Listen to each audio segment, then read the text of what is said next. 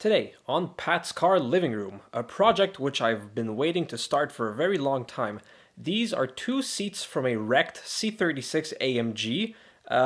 They're in perfect condition, and by the end of this series, I'm going to swap them into my car along with all the related electrical things. However, both of them had a little issue when I got them.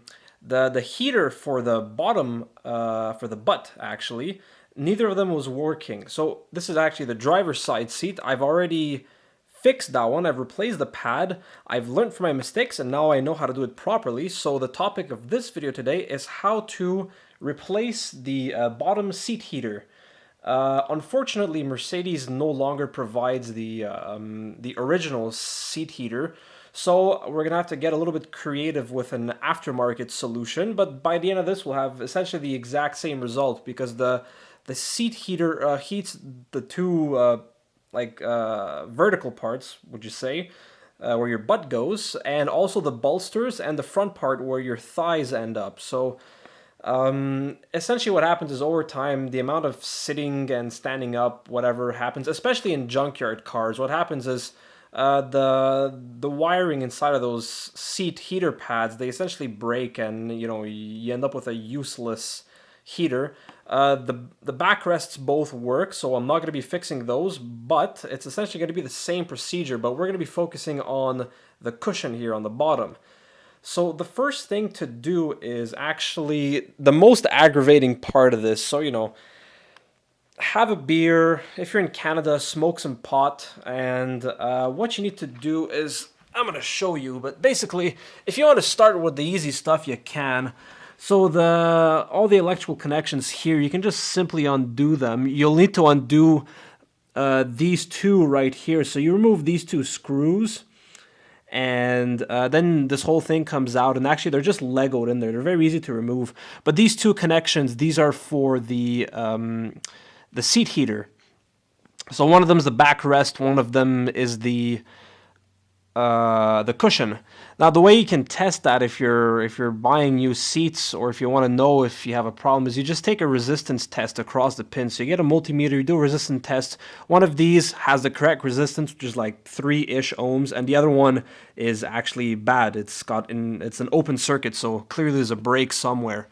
So the first thing you have to do is right over here, you see where the seat actually goes to the metal. The way this works is there's a kind of a fibrous stiff tissue sewn into the fabric, and what happens is the leather comes down and then it wraps up and it gets pushed into a lip here around the bottom. So the way to remove it is quite simple actually, but it does take a little bit of time to get it right. But what you have to do, you essentially have to sit on the seat, and this creates just enough slack to be able to start pulling on it. Now, because these seats are 22 years old, the fabric is stuck in there quite well, so it will take you some time to get it started. But once you do, it's fairly easy. So what I'm going to do is I'm going to pause the video now and I'm going to resume as soon as I start this to start coming out. But you essentially have to go around and try. Like one spot's going to be looser than another, and when you find it, you'll be able to get it started and remove the whole cushion. This is essentially the only thing that's holding the cushion to the seat. So, oh, I felt it actually release a little bit here. But anyway, I'll get back as soon as that starts going. A good trick I found was to start at the side, because at the side you can peel back the leather a little bit, and then you can actually get the whole thing to start coming out.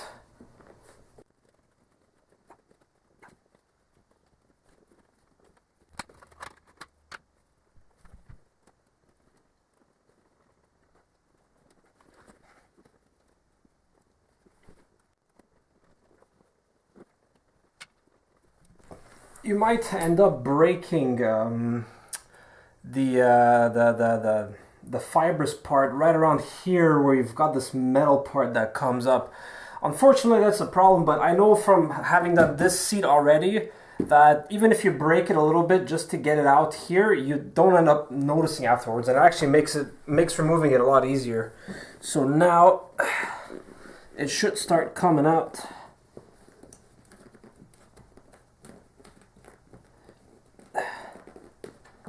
You know, just obviously try not to break it as much as you can, but sometimes it's inevitable. Okay, it's starting to come out, which is great. It's fun when it works out.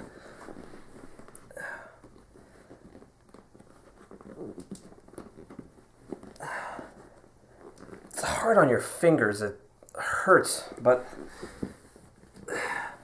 that's the sacrifice we pay for the DIY life.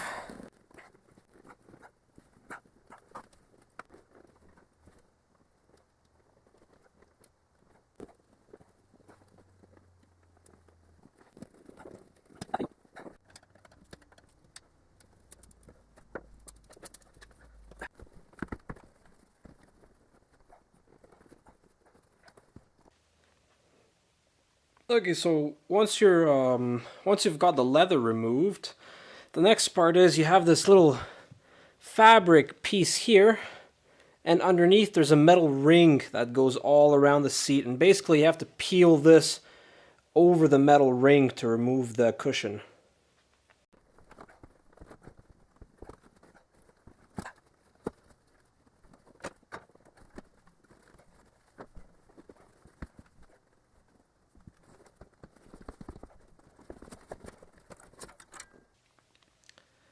Okay, damage assessment. So I broke this fibrous tissue in 3 spots, one here, one in the middle because it was stuck, and one at the end. That's honestly really good, and trust me when I say you can just cut this excess off, anything that's detached. As long as you have these nice long bands, you won't notice a tiny break, and it's going to make reinstallation a lot easier. You just tug the leather back under the lip, and it's going to be totally invisible. But yeah, so don't be afraid to break it in a couple spots if it's really, really jammed up. Otherwise, you know, be careful, take your time, and eventually you'll get it off. So the next thing to do is to separate this fibrous material from the actual leather, and for that, you just have to break these clips off. Like, go to the dealership, buy a bag of clips. I mean, I paid like maybe $10 to get enough clips to cover a whole new seat. I mean, it's $1 a clip, maybe even less. It's like, you know, 70 cents per clip or whatever. Just get 10 of them because there's 10 per seat. So 20 total if you're doing both seats. Otherwise, you know, you might get lucky and not break a few of them, but like I said, it's not worth trying to remove these without risking breaking them because they're so cheap, and frankly, like, it is pretty annoying to get them off, so breaking them off is the easiest solution because they basically hang on to, like, there's these metal rails that go where all these seams are, and that's was there one in the middle? I don't think there was one in the middle. No, there isn't one in the middle. But here, along these seams, there's basically sewn into the fabric a metal little rod, and that's what the clip hangs onto. So if you just break these clips off and buy new ones, you'll be fine.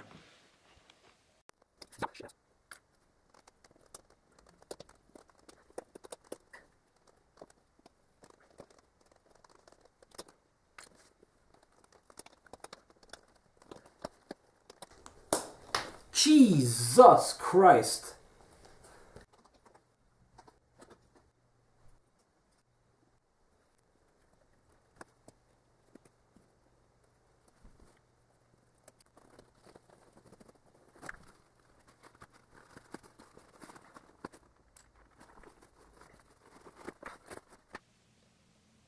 Okay, so here's the seat in its exploded view. Quick little note, even if these pads are broken, first of all, don't remove them. They're glued to this foam, so if you try to remove them, you're going to rip the foam up and it's going to look like crap afterwards. Ask me how I know.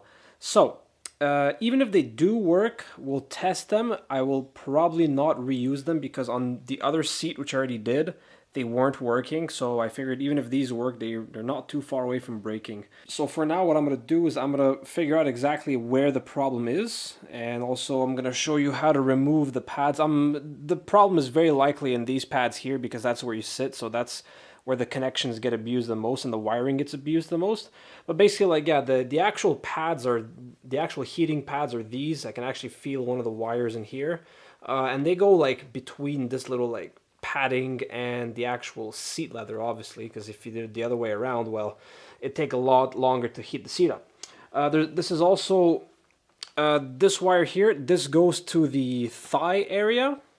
So I'm gonna test that too, and I'll see exactly what's working and how to fix it. But I've got an aftermarket pad which I could cut and modify to fit into this seat.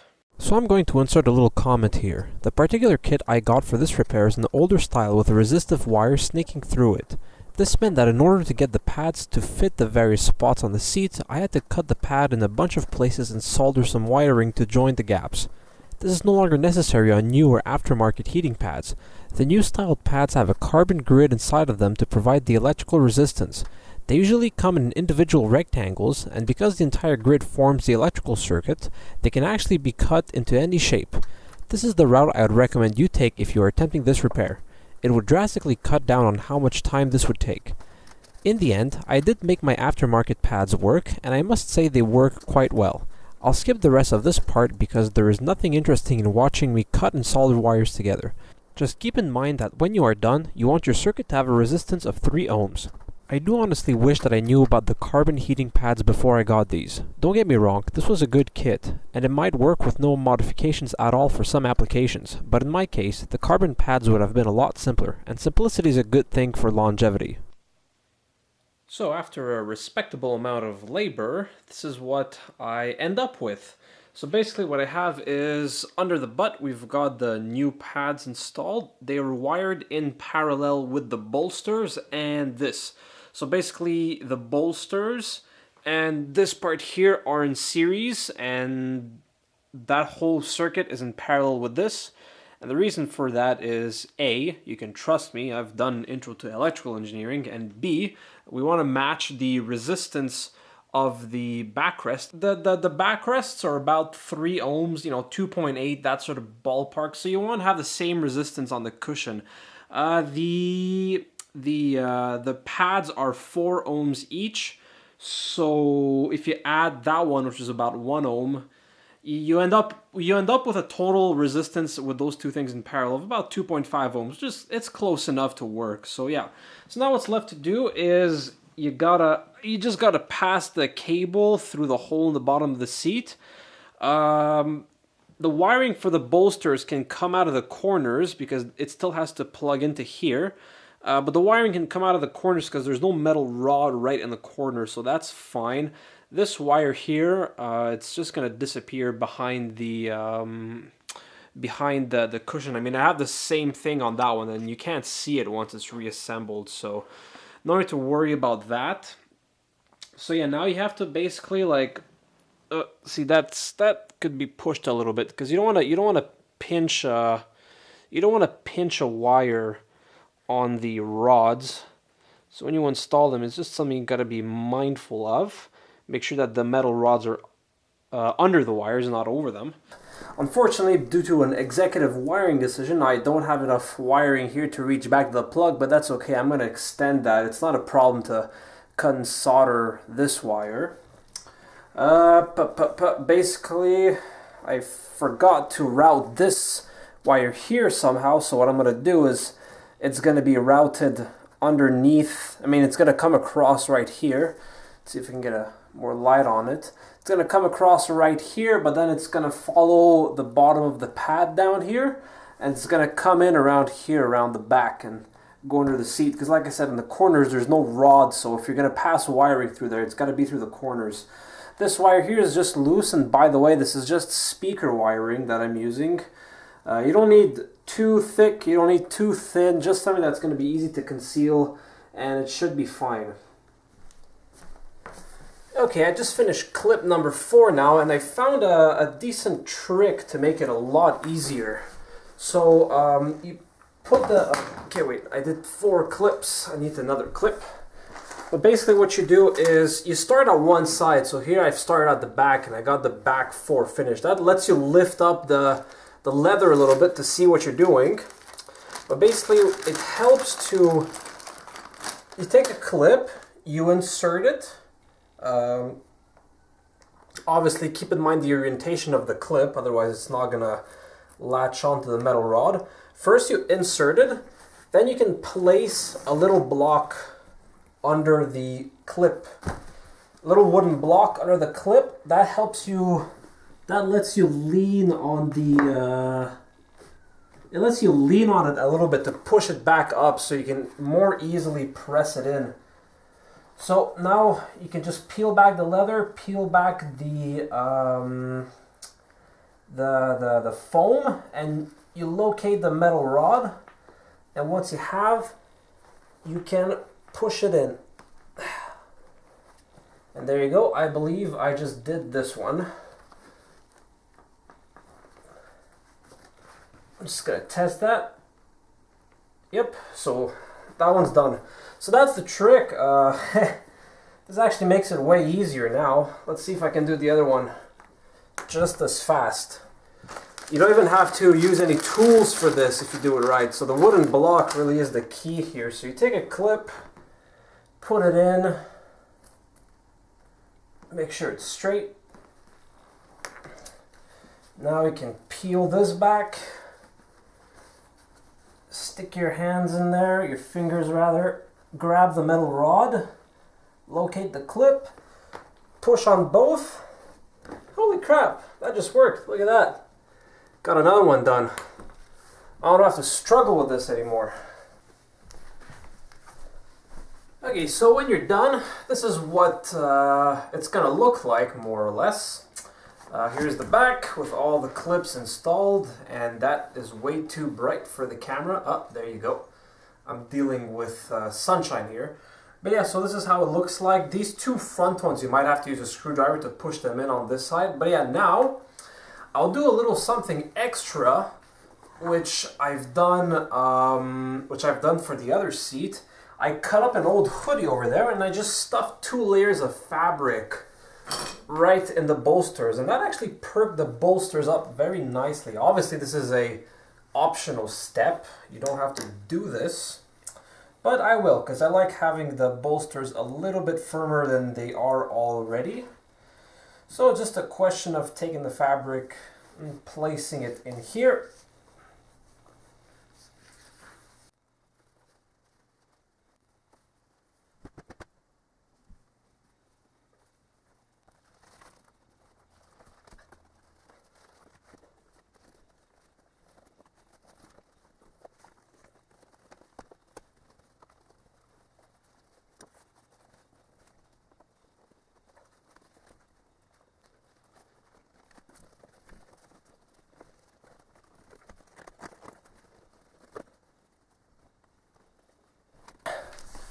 Okay, so it ends up looking something like this. You can still see a little bit of creases, but what I found out is, first of all, obviously the cushion's not installed yet, so there's no tension on these bolsters, because normally the side of the seat provides a lot of the tension to iron these creases out. But also, don't forget, if you're doing this on the AMG seats, these are made from real leather, so obviously the leather is going to take a little bit of time to adapt to the shape, especially after it's been loosened for a little bit.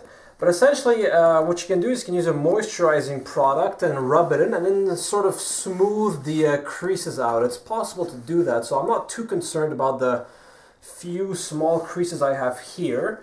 Eventually they do go away. I had the same issue on the other seat, but now they look pretty much perfect. So yeah, now it's time to put the cushion back into the seat.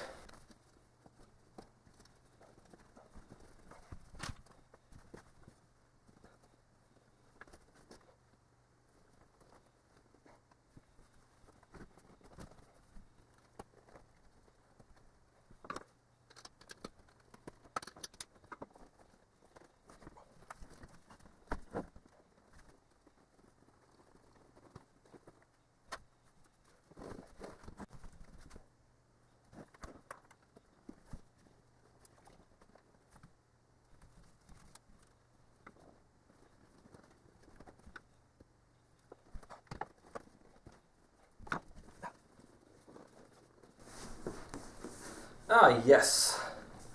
So once you've got the